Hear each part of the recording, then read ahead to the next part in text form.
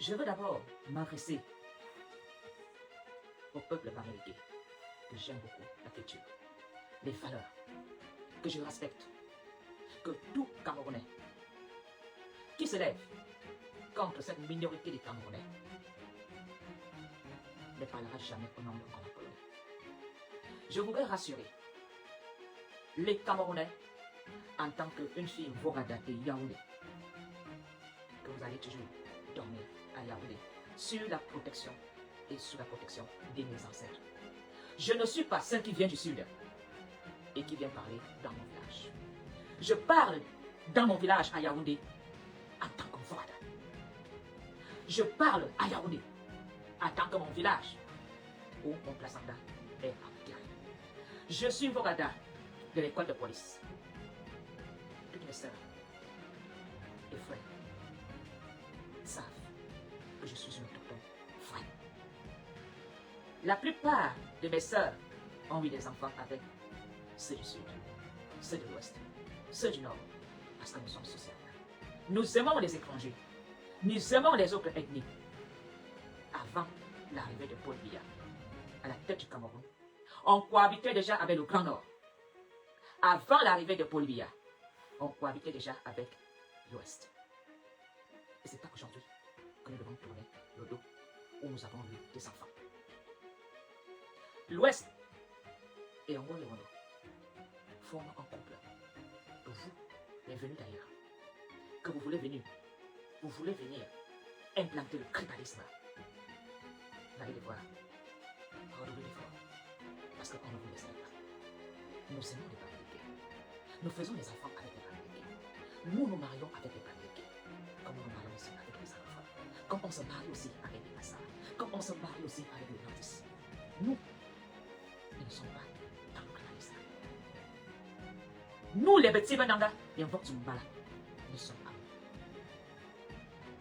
Cher peuple américain, mes ancêtres, Odo Sharatukana, a aimé, a accepté ses frères venus d'ailleurs, des 9 provinces, même Foulangré, l'a fait. Et nous allons rester amoureux. Ne cédez pas en répondant du tir au temps par le tribalisme. Mes frères,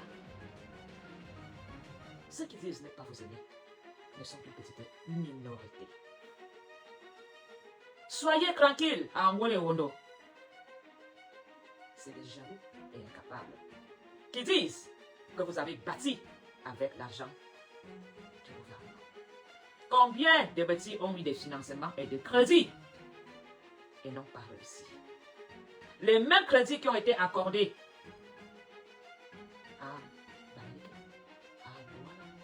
à un nordiste a été accordé le plus souvent à l'homme et quand. C'est les jouisseurs de vie.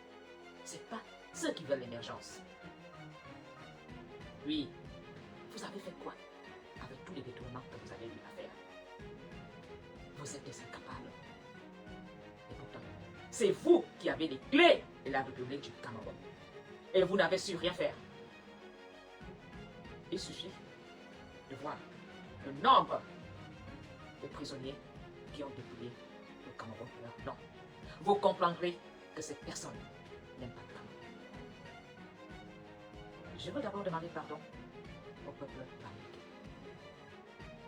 Au nom de tous les petits Benanga, les Voxumbala, en tant que la fille Vorada de l'école de police, en tant que la petite fille d'Ondoua Bessoro, je vous demande pardon.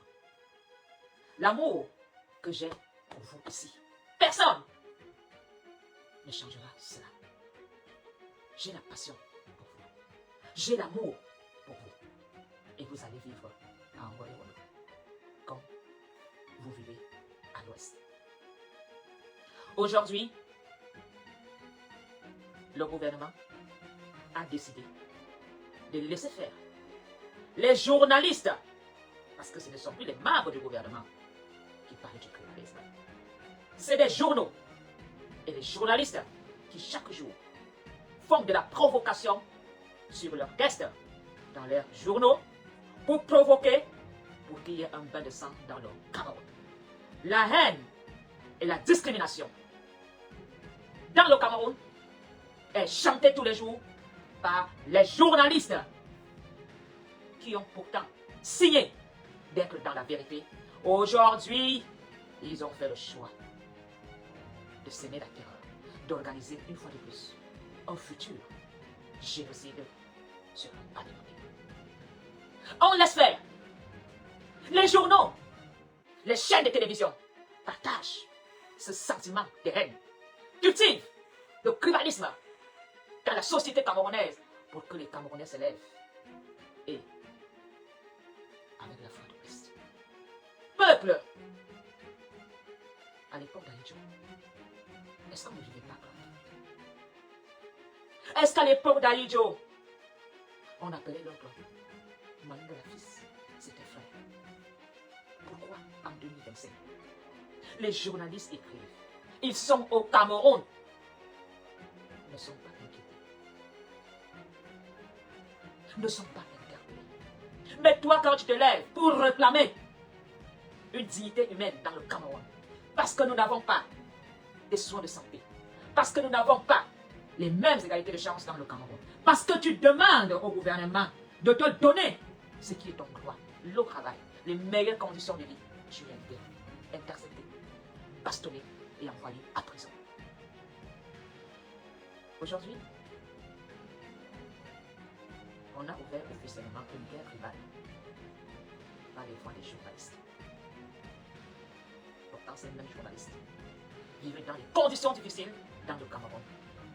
Mais comme cette petite minorité reçoivent un peu d'argent, parce qu'ils ont déjà fait des chantages, des nudes de ces hommes politiques que certains détiennent dans le Cameroun, où certains ministres ont officialisé le mode de vie de double signe dans le Cameroun, et n'ont même plus peur. On laisse marcher, circuler des va-et-vient. Ce mode de vie n'inquiète plus personne. Donc les nudes d'un homme politique ne fait plus peur à un homme politique. Ça ne donne plus, ça ne fonctionne. Aujourd'hui, le gouvernement fait coalition avec les journalistes qui partagent tous les jours.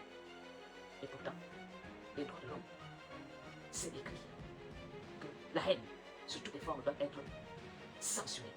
Qu'est-ce que l'État camerounais fait? Est-ce que l'État camerounais donne des sanctions exemplaires, des corrections exemplaires aux journalistes qui propagent la haine? Les posts sont écrits dans les réseaux sociaux. Il suffit de faire un tour à la police centrale. Vous verrez comment est-ce que les journalistes veulent diaboliser le professeur Maurice Kamto. Et pourtant, dans les 10 provinces du Cameroun, nous sommes uniquement que sur l'identité, ton nom de famille et ta nationalité. Les mêmes bandits ou coupeurs ou voyous qu'on trouve à Yaoundé, on les trouve ailleurs. Aujourd'hui, même la nourriture de l'Ouest est insultée. Ils ne font rien. Je vais vous dire. C'est une nouvelle stratégie que le gouvernement a mise en place. Parce qu'ils savent que nous dénonçons. Nous dénonçons jour et nuit. Manque d'infrastructures. Manque des hôpitaux. Pas accès à l'eau potable. La jeunesse camerounaise est dans la débauche. L'insécurité. Les poubelles. Le taux de chômage. Et eux, ils ont décidé de laisser faire ces journalistes de caniveau dans la discrétion du tribalisme. Parce qu'ils savent que quand on va avoir le sujet du tribalisme sur le plateau, nous allons oublier de réclamer les routes, les hôpitaux, les écoles, les formations, la sécurité sociale. Et ça, on va nous mettre dans la discrétion du tribalisme. Ne cédez pas. Ce n'est qu'une pure discrétion. Concentrez-vous à avoir votre carte d'identité, votre carte d'électeur et votre choix de faire la différence. Laissez-les vous insulter. Laissez-les vous critiquer. Ne répondez plus. Ne partagez même plus leur poste tribal. Laissez-les faire. Nous avons quelques mois pour changer le match. C'est de la pure distraction. Ils vont rendre des comptes le moment venu. Mes frères camerounais, mes chers compatriotes, non au tribalisme. nous sommes dans la réunification. Vive le vivre ensemble dans le Cameroun. Je peux imaginer la frustration d'avoir un voisin tribal qui te jette le mauvais regard parce que tu te lèves à 6 h du matin pour aller te battre et tu offres à ta petite famille une vie meilleure. Mais comme eux, c'est des jouisseurs, des baiseurs, des irresponsables. Ce n'est que de la jalousie et de l'incapacité qui pousse ces cancres à être heureux. Le Cameroun a besoin de vous tous. Le Cameroun va se bâtir avec vous. Ne cédez pas. Restons focus pour élire un homme qui fera avec nous tout ça, sans discrimination. Nous n'avons même pas besoin d'ouvrir des débats, mais nous avons besoin de parler à nos enfants, de leur édifier.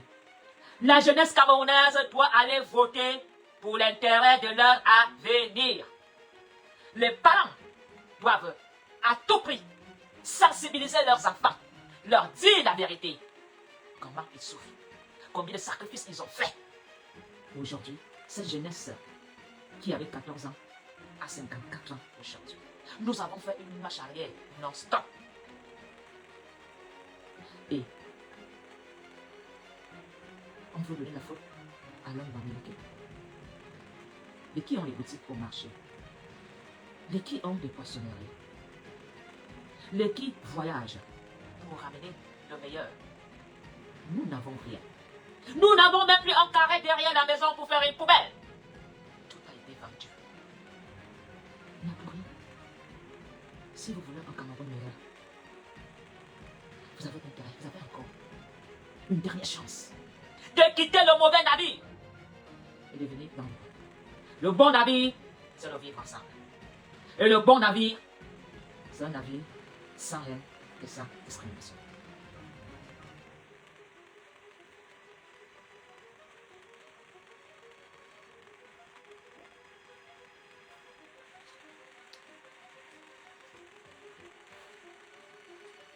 Regardez-moi, Monsieur le Président de la République du Cameroun. Monsieur le Président Paul Biya, je vous ai vu à l'enterrement de votre belle-sœur. Vous marchez. Vous avez eu l'échange avec les Camerounais. Ça veut dire que vous n'êtes pas encore mort. Vous respirez, vous parlez et vous avez des oreilles. Ceux qui étaient à côté de vous, vous parlez, vous avez eu des échanges. Ça veut dire que tout ce qui se passe dans le Cameroun, vous êtes au courant. Ce président Paul Biya, vous avez signé à Idou Soswell. Quand vous avez pris les règnes du Cameroun, en cas de nom de Paul Biya, c'était pour l'émergence. C'était pour que les Camerounais aient une vie meilleure. Vous avez changé le nom du parti d'Aïdjo en le baptisant Rassemblement démocratique du peuple camerounais. Avez-vous écrit Rassemblement démocratique du peuple étant? Vous avez promis de rassembler tous les Camerounais, démocratiquement parlant. Le peuple camerounais était votre ambition. Tout Camerounais s'est aligné avec ce slogan. On se sentait dans le rassemblement. Aujourd'hui, certains ne veulent pas les autres dans ce rassemblement. Monsieur le Président Paul Biya, est-ce que le Cameroun est encore dans le rassemblement démocratique du peuple camerounais? Certains préfèrent dire le rassemblement démocratique du peuple de la forêt. Après Biya, est-ce que c'est la démocratie? La démocratie que vous avez promis dans le Cameroun. La liberté d'expression que vous avez donnée au Cameroun. Le multipartisme que vous avez ouvert dans le Cameroun. C'était une farce ou une vérité? Aujourd'hui, quand un leader opposant veut faire connaître son parti, tes frères et amis du Rassemblement démocratique peuple camerounais le dénigrent l'insulte, vous ne faites rien. Quand le peuple vous demande de rendre des comptes, ce peuple que vous avez donné la liberté d'expression, ils sont bastonnés et jetés en prison. Monsieur le Président Paul Biya, vous êtes un patriarche, un père de la nation, pas un père d'un village. Votre rôle dans le Cameroun, c'est de faire respecter ce que vous avez dit. Aujourd'hui, vos ministres ont fait le choix de dépouiller le Cameroun, d'utiliser cet argent pour faire le trafic d'influence. À ceux qui disent non à ces pillards. C'est le président Paul Biya, j'ai jamais été pour la violence. J'ai toujours été pour le dialogue. Un dialogue qu'on a tenu au Cameroun une seule fois. Et c'est ça, où en sommes-nous? Monsieur Atangandji. Monsieur Atangandji. Monsieur Atangandji. Regardez un peu votre vie avant d'arriver au pouvoir. Est-ce que le Cameroun, que toi-même, tu as connu quand tu jouais au tennis, quand tu possèdes des voitures décapotables, c'est le même Cameroun aujourd'hui, monsieur Atangandji? Comment un père, un homme, peut accepter qu'on appelle Molinex? Il n'y a que des tueurs en gage qui acceptent ce genre de petits traitements. Monsieur Atangandji, quand tu vois ceux, tes frères de ta province, être les déplacés de guerre, tabassés, chassés de leur village, monsieur Atangandji, c'est quand même à votre rôle. C'est à vous que revient la responsabilité d'interdire les publications de dénigrement de tous les partis politiques opposants, des opposants. Vous ne faites rien. Si vraiment Paul Biya découvre ce que tu as écrit, monsieur Atangandji, Paul Biya va déchirer ce que vous avez écrit. Soit vous voulez faire Paul Biya en coup d'État avec des pareilles initiatives. On a toujours critiqué Paul Biya. Les gens l'ont toujours critiqué, mais jamais aucun ministre a fait des menaces sur le peuple. Parce que Paul Biya savait que les critiques permettaient d'arrêter les bandits, les voleurs, les pillards. Paul Biya aime le Komosa. Parce que ce que nous faisons, ce n'est que du Komosa. Et vous ne voulez pas qu'il soit au courant de ce qui se passe dans les réseaux sociaux. Monsieur Atangandji, vous avez eu une très grande chance d'avoir ce poste. Ça vous a donné le pouvoir. Ça vous a donné le fouet. Allez-vous mettre tous ces Camerounais dans un moulinex? Même un mixeur, le plus coûteux, il y a des moments, il tombe en panne. C'est la vraie. Même les plus grands mixeurs du monde, à un moment, Dieu a mis fin à leur pratique. Alors, monsieur Atangandji, ce n'est pas en intimidant les Camerounais, ce n'est pas ayant ce genre de discours que vous allez continuer ce que monsieur le président Paul Biya appelle rassemblement démocratique du peuple camerounais. Êtes-vous vraiment Camerounais? Qu'il n'y a que le Cameroun MSE, châtié. Vous voulez que les Camerounais vivent dans la peur, dans la terreur, dans leur Cameroun? Alors, monsieur Atangandji, au lieu de venir menacer le peuple camerounais, organisez au moins dans votre vie, au moins une fois, une belle rencontre entre Paul Biya et ses enfants qui ne sont pas contents. Vous voulez exploiter la guerre des réseaux sociaux qui est dans le tribalisme pour réinstaller une fois de plus Paul Biya au pouvoir pendant 7 ans. Pour que vous continuez à faire votre job. Pourquoi monsieur Ayolo, monsieur Ferdinand Ngongo, vous-même, vous n'invitez pas les Camerounais qui sont au Cameroun, qui se plaignent, les Camerounais qui sont à l'étranger, organiser une grande rencontre avec Paul Biya, au moins une fois dans sa vie. Que Paul Biya échange avec nous, pas avec les diplomates. C'est nous qui réclamons des choses à Paul Biya. C'est nous qui vivons au quartier la misère. Il a un salon, un très grand salon. Faites la différence. Faites la différence. Vous connaissez tous les activistes. Vous connaissez tous les activistes, même ceux qui sont en prison. Invitez-nous au palais présidentiel. Que chacun ait 5 minutes avec Paul Biya. Ça prendra 1 jour, 2 jours. Faites-nous rencontrer Paul Biya en face. Nous ne serons pas armés, puisqu'on va nous fouiller. Mettez même ça en direct à la CRTV dans votre chaîne, pour voir cette jeunesse camerounaise, ce qu'ils vont dire à Paul Biya. Paul Biya a des yeux. Paul Biya ne voit pas la ville quand il parle en vocal, il ne voit pas la route. Vous pensez que Paul Biya se demande, mais depuis ce village ne s'est pas développé? On dit on regarde la pan. Pourquoi vous avez peur que Paul Biya nous rencontre? Au lieu que Paul Biya rencontre des blogueurs, au lieu qu'on rencontre des blogueurs qui chantent Ayop, Ayop. Je demande au gouvernement camerounais, même les rebelles, à un moment, finissent par s'asseoir.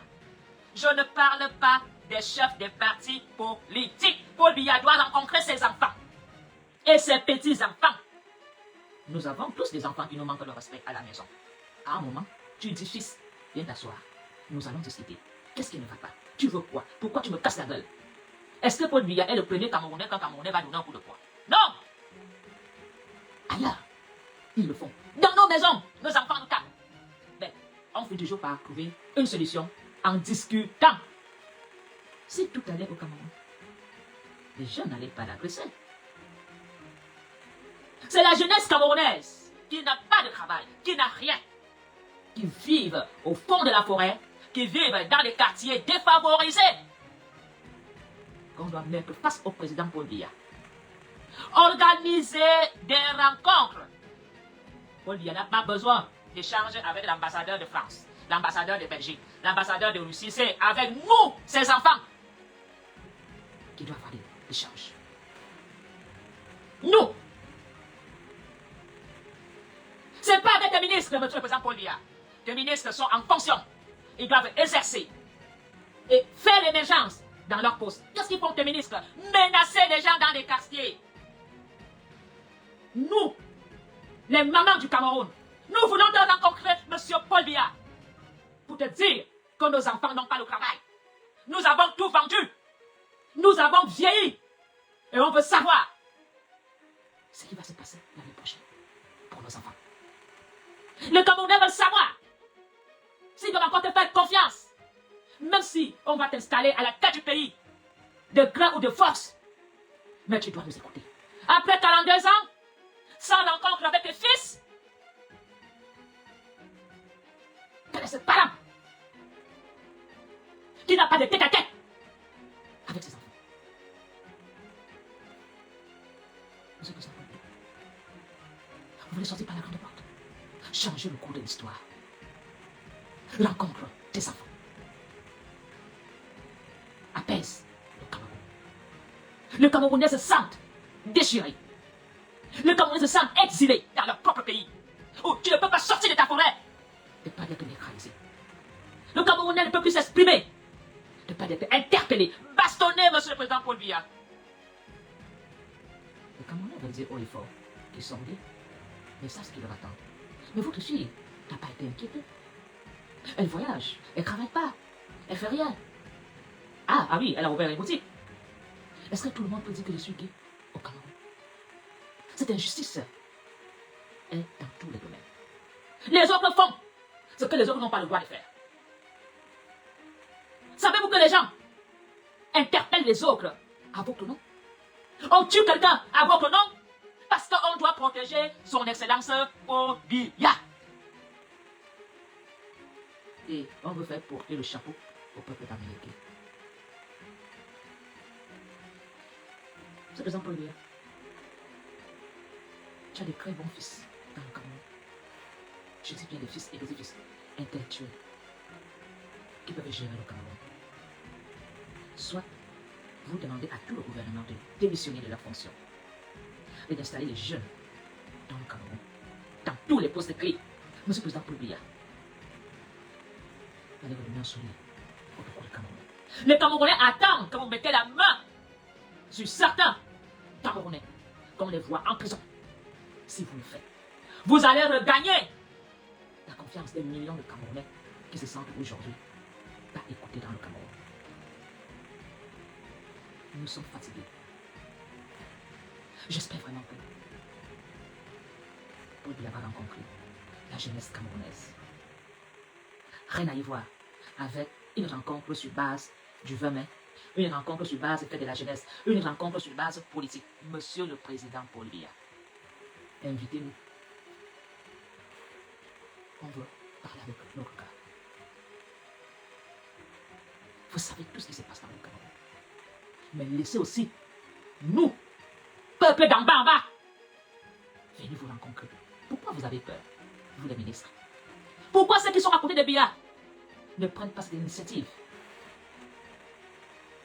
d'organiser une fête valable avec le patriarche, monsieur Paul Biya, qu'il enlève le costume de chef d'État, qu'il se met tout simplement en tenue étant, en tenue traditionnelle de son village, avec un chasse-mouche en main, assis sur le crâne d'un baobab, que Paul Biya échange avec nous. Nous avons des larmes aux yeux, nous avons des cœurs qui saignent. Si vous n'allez pas réussir que Paul Biya rencontre ses enfants, ça sera un échec, une très grande échec pour lui-même. Je pense que si Paul Biya rencontre les jeunes qui vont lui dire ce qu'ils veulent, leur ressenti, ce qui les met en colère, beaucoup de choses vont changer dans le Cameroun. Mais comme ils ne veulent pas que les choses changent, nous allons continuer à pleurer. Nous allons continuer à... Ils n'en ont rien à foutre. Ils ont les beaux salaires, ils ont le pouvoir, ils ont la justice. Jeunesse camerounaise. La reine Metzika, ma femme polonais, restera fidèle. C'est de demander toujours la justice pour les justices. Monsieur le ministre camerounais, vous profitez très bien des avantages d'État. Les déplacements sont payés, les voyages payés, les salaires réguliers, des belles voitures, des gardes du corps. La seule chose qui vous manque, vous, les responsables du gouvernement, c'est de circuler librement. Vous n'avez pas la liberté. Aucun ministre au Cameroun ne peut se promener seul aux heures tardives. Comme moi, je peux aller à Tambafia la nuit. Mais aucun ministre ne peut se déplacer. Vous êtes les premiers prisonniers du Cameroun. Faisant croire, vous êtes en liberté. Un ministre ne peut pas aller dans un bar, prendre sa bière, comme tout le monde. Un ministre ne peut même pas aimer une femme, comme il veut. Alors, vous êtes fiers d'être dans cette prison, vous aussi? Je vois ceux qui travaillent au Parlement européen ici. Ils prennent le tram, ils prennent le métro, ils prennent même des vélos, ils se sentent libres. Mais vous, vous n'êtes pas libre. Vous devez toujours vous cacher. Quand vous êtes en Europe, vous fuyez dans des hôtels. Même dans les hôpitaux, c'est la porte, même l'infirmière entre dans la chambre d'un patient ministre, il se saute dans son lit. Il a même peur de celui qui va l'opérer. Il ne sait même pas si son collègue qui est resté au Cameroun a payé une forte somme pour qu'on l'élimine en Europe. Même quand il vient se faire soigner ici, ils ont peur. Libérez-vous en coopérant avec nous, en nous mettant dans le Cameroun. Alors, aujourd'hui, les journalistes camerounais font la propagande du tribalisme dans des réseaux sociaux, à ciel ouvert dans le Cameroun. Pourquoi vous ne les interpellez pas?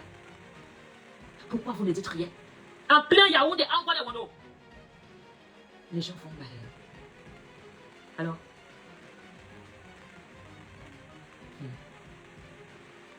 je n'ose même pas parler des anglophones, que nous avons décidé d'appeler les anglophones. Les anglophones sont une petite minorité. C'est eux qui doivent faire les efforts de s'exprimer en français. C'est eux qui doivent faire les efforts de chercher un travail où on va l'accepter. N'en parlons pas du Grand Nord. On a besoin du Nord quand on veut les voir. Mais on n'a pas besoin du Nord pour partager, pour manger ensemble, pour vivre ensemble. Mais on veut leur voix. Vous n'êtes pas fatigué de ça? Alors je veux dire à tout Camerounais qui se sent indexé dans le tribalisme, d'ignorer. Ce n'est qu'une histoire de quelques mois. Restez focus. Essayez de convaincre tout votre entourage de faire la différence le jour du vote. Le président Maurice Kamto va prendre un Cameroun en miettes. Il veut essayer de recoller les morceaux. C'est un rassembleur. Il parle avec son cœur. Il a traversé des choses tellement difficiles. Il veut que les gens ne connaissent pas ces épisodes noirs comme lui l'a connu. Allez écouter le récit de Nganou qui a traversé le désert. Et vous nous dites de demander à nos enfants d'aller traverser le désert. Quand Nganou raconte son récit, ça fait froid d'eau. Une bouteille d'eau pour toute une traversée. Et lui a même eu la chance de faire ça en piquant. Donc on le fait à pied. Dormir sous un pont à Paris en plein hiver. Alors, vous les ministres, soyez un peu honnêtes. Vos enfants, eux, ils sont ici. Vous leur louez des appartements à 1000 € par mois. Vous payez leurs études. Vous envoyez l'argent. Ça vient ici. Mais nos enfants, beaucoup de filles, étudiantes sont dans les maisons closes, ici en Belgique.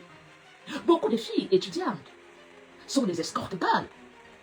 Beaucoup d'étudiantes reçoivent des clients quand ils n'ont pas de ça. Du coup, est-ce que vous le savez là-bas au Cameroun? Pour arrondir, pour payer des choses. En allant encore travailler au McDo quelques heures. En raclant les plateaux des non-mangés. Vous savez comment les étudiants souffrent ici? Ils travaillent au McDo quand un client n'a pas terminé le pain ou l'hamburger. Elle prend le pain, elle met la poubelle. Elle prend l'hamburger dans le plastique, les frites pour manger. Ça se nourrit comme des animaux. D'autres Camerounais ici sont obligés d'aller fonder une famille avec une blanche. Juste pour avoir des papiers et rester sur le territoire parce que si je ne vais plus rentrer là-bas comme ça, même si je rentre, il me faut un plan B. Si ça pète, je peux remonter. Des enfants naissent dans des couples sans amour. Hein? Des filles qui font des choses bizarres. Donc vous savez comment on dit que nos enfants vont manger le caca à Dubaï? Alors qu'elle est en BTS. Et toi tu gardes son travail jusqu'à 85 ans? Non, non, non. Je les vois. Et c'est l'Université libre de Bruxelles. Je les vois. Quand tu regardes, c'est la misère. Et vous voulez que ces enfants viennent encore voter pour vous? Vos enfants, même qui sont en Europe, ne vont même pas à l'école. Vous louez l'appartement. Moi, je vous dis comment fonctionnent les enfants de ces gosses. Le père loue l'appartement, il se loue encore des canapés. En sommet à 300 € le mois à ses frères émigrés. Il devient monsieur le bailleur. Le père loue l'appartement à 1000 €. Le père envoie l'argent de poche. Ils ne partent même pas à l'école. Ils sont dans les bars, les restaurants, des soirées mondaines, des trucs bizarres. Et ils se louent encore l'appartement à 5-6 émigrés qui payent 300 € la nuit, en allant portant des cartons chez les transitaires, en allant faire la plonge à un restaurant africain. Et quand il rentre au Cameroun, comme le père est ministre, il appelle son collègue, ce fameux fils, à un travail. Vous pensez que ceux avec qui votre fils a partagé la chambre là ne connaissent pas la vérité? Et qu'un jour, on va lui faire rendre des comptes? Nos étudiants souffrent à l'étranger. Ils n'ont pas de sécurité sociale quand ils doivent se faire soigner. Combien de filles, jeunes filles, encore sont avec des personnes? Tu dis, ma fille, tu veux critiquer, tu dis, il vaut bien cette terre. Elle n'a pas le choix. Elle n'a pas le choix. Parce qu'il lui faut le chauffage, un lit propre, le courant. Il faut payer. Ici, on paye. C'est pas le Cameroun, hein, que quelqu'un, tu fais 6 mois, tu payes pas un loyer, tu disparais. Si tu ne payes pas ton courant, frappe. Le bail n'attend même pas 2 mois, le gars t'envoie les huissiers. Tu es là chez le juge de paix. Tu ne payes pas, on porte tes choses. Scellé, expulsion, les affaires sont à la rue. Ici, c'est pas le Cameroun, hein, où les gens font 1 an sans payer le loyer. Hein. Beaucoup sont propriétaires ici. Tu ne payes pas le crédit de ta maison après 4 mois. La banque reprend sa maison, il le vend. Tu ne dis encore rien. Je suis propriétaire. Ce n'est pas qu'ils ont payé cash. Tu payes un loyer tous les mois. Les propriétaires de Benela, des Africains propriétaires, n'ont pas payé des maisons cash. Quand tu as un travail qu'on appelle contrat à durée indéterminée à plus d'1 an, 2 ans, tu peux faire un achat social qui n'est pas cher ou tu fais un achat normal. Et au lieu de payer le loyer, tu deviens propriétaire et tu payes après 40 ans l'appartement. l'appartement ou la maison, ou après 25 ans, vous revient. Et si tu fais seulement 2 ou 3 mois, tu ne payes pas, la banque t'envoie les lettres recommandées, le feu sort avec les intérêts. Si après 6 mois, maman, la banque dit pardon mon frère, tu as avancé combien? 800 € depuis 3 ans, tu donnes 800, ça fait combien? Attends, nous on va vendre, on te rembourse. Il reprend. Et si la maison a été abîmée, on déplace encore les travaux. Et tu dis, à la rue. Ici, c'est comme ça. Tu ne paies pas ton internet, bam, coupure.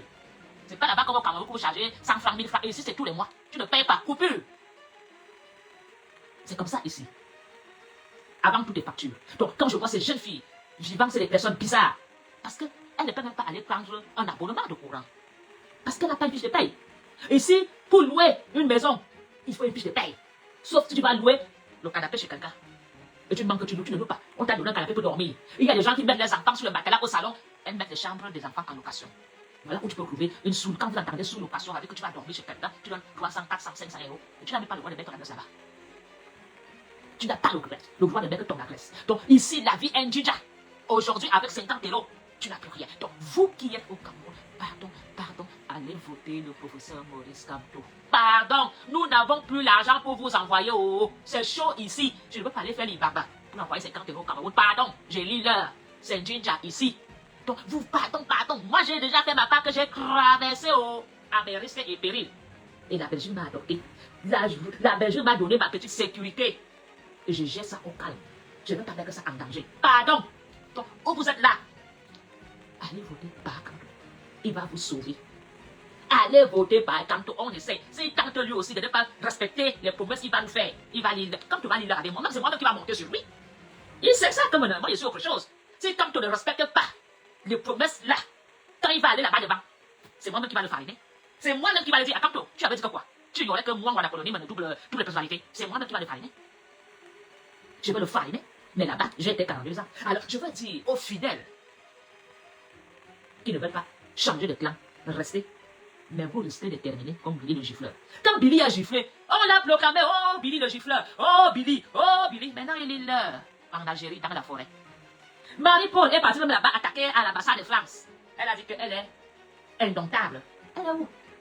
Tous les gens qui supportent le régime, soit ils ont un dossier sale, ils se cachent derrière le RDPC pour supporter le RDPC. Soit ils ont détourné l'argent. Ils chantaient des louanges. Mon frère, le RDPC, Paul Biya n'a pas d'amis. Quelqu'un qui n'est pas à l'enterrement des gens. Paul Biya, seulement sa femme, ses enfants et ses frères. Lui, il connaît que la famille. Vous croyez qu'en chantant Paul Biya est avec vous? Paul Biya n'a pas d'amis. Un évêque meurt, il ne met pas les pieds. Un cardinal meurt, il ne met pas les pieds. Chez les voisins des pays, ne parle pas à Cameroun, Paul Biya connaît que sa famille. Il n'est pas là pour vous. Donc, il ne vous gêne pas. Il ne vous gêne pas. Paul Biya gère Machantou, Brenda, Junior, Franck Biya. Les femmes que ses frères ont pris, les belles-sœurs. Lui, il a un cercle bien fermé. Il est chef de sa famille. Tu vas aller chanter Biayo, tu vas aller insulter à son dos. Le jour qu'on t'arrête, on t'arrête. Ils n'ont pas d'amis. Allez voir tous les ministres qui sont en prison. Ils ont chanté Ayopiste. Parce qu'on avait pitié de lui. Non. Alors vous allez finir vos vies. Comme Billy en exil en Algérie, en Tunisie, au Maroc. Si vous continuez dans cette haine, ils vont vous laisser tomber. Je ne vous fais pas peur là. Regardez la brutalité d'Ahmed Kamel. Je ne sais pas ce qu'on a fait avec Kamel au Cameroun. Ahmed Kamel a une rage. Pourtant, il a pris la machette contre ses frères pour le RDPC. Nyandom a pris la machette, soit c'est la folie. Il est parti au Cameroun sur les promesses. Billy est parti au Cameroun. On a promis à Billy qu'on va lui faire une société de cardinal pendant la coupe. Il va... Où en sommes-nous? Mais je me demande bien ce que le RDPC a fait. Ahmed Kamel est en dépression totale. Il a des hallucinations cosmétiques. Il a été traumatisé. Il faut qu'il nous dise ce qui s'est passé réellement au Cameroun. Quelqu'un qui sait bien, RDPC a pris la machette et est parti à Vision 4. J'ai dit, Nyandom, Alora, je t'aime beaucoup, hein. Mais fais attention. À Nyandom, la machette, avec Kamel, a disjoncté.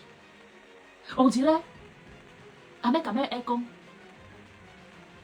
un militaire, le militaire qui rentrait de la tempête du désert. Allez à l'hôpital, allez voir les militaires qui rentrent du Nord. Ils sont comme des fous, ils ont des hallucinations. Ahmed Kamel a été traumatisé au Cameroun. Qu'est-ce qu'on a fait à ce gars-là? Est-ce qu'on lui a fait quelque chose? Est-ce qu'on lui a lavé le cerveau? Est-ce qu'on lui a fait le GHB? Je ne sais pas. Mais je ne peux pas le détester.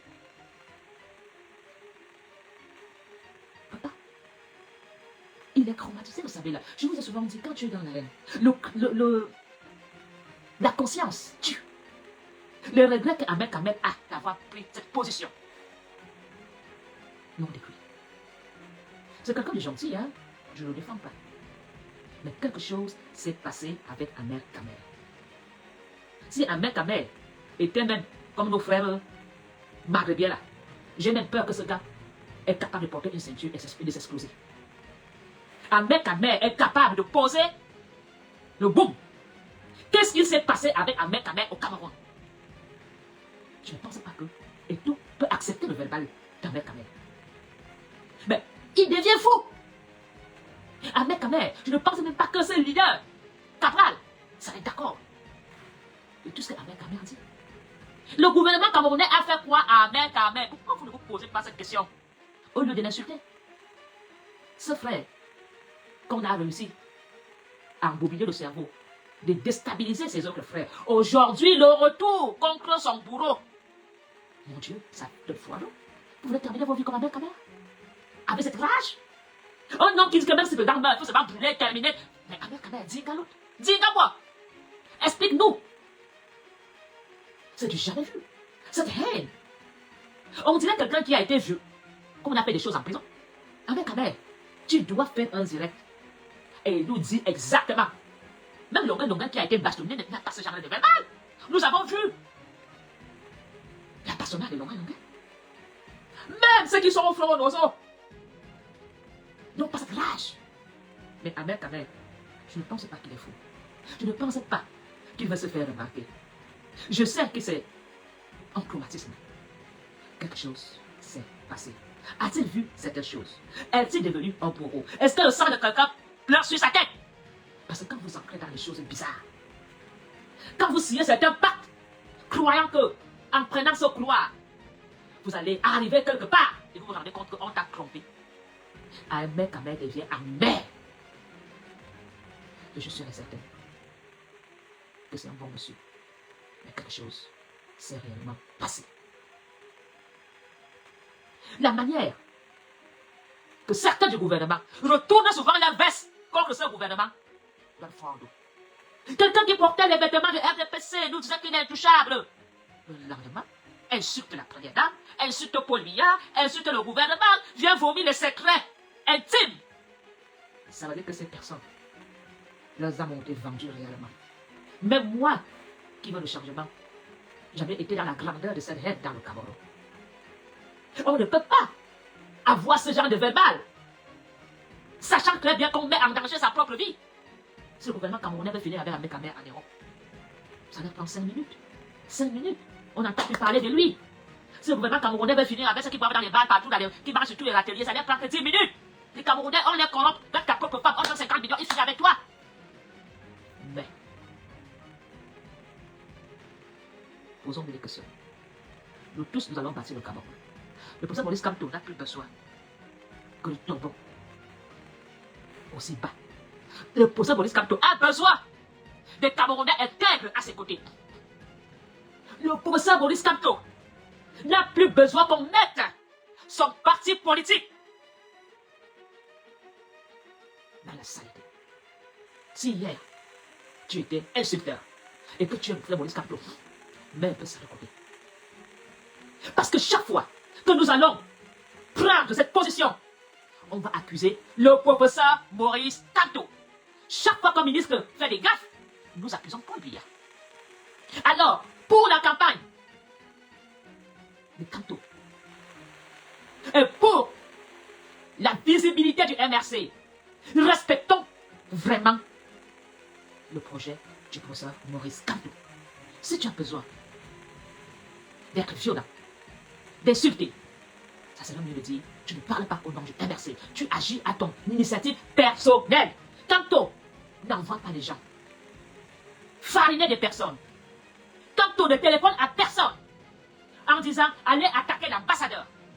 C'est un groupe de Camerounais qui ont créé un groupe de défense en empêchant ces Camerounais, parce que ces Camerounais sont associés au gouvernement.